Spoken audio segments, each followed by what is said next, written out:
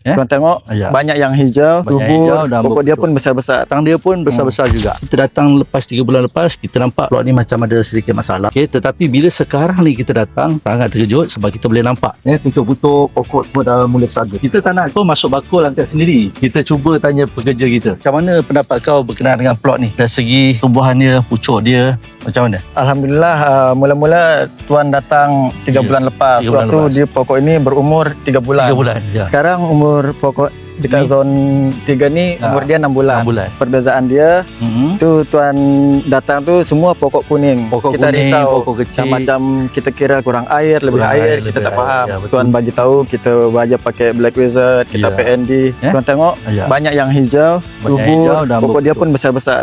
Batang dia pun besar-besar juga. Tapi kat sini yang saya kagum ladang ni hanya menggunakan 2 orang je. Betul memang Betul. Macam mana dia boleh handle 2,300 pokok, 2 orang dengan pokok yang cantik. Jadi itulah, satu, menggunakan teknologi ataupun durian moden. Yang keduanya, pembajaran yang betul. Jadi dia memudahkan pekerja, dalam masa yang sama pekerja pun happy lah.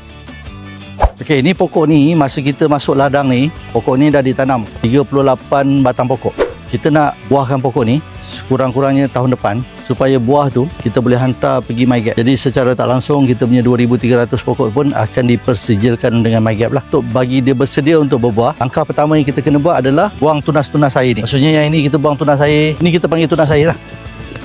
Tunas air ni kita kena buang. Jadi kita dah bersihkan semua tunas air. Kita akan gunakan Black Wizard Yellow untuk push dia berbuah. Kita akan dapatkan buah dia untuk kita hantar MyGap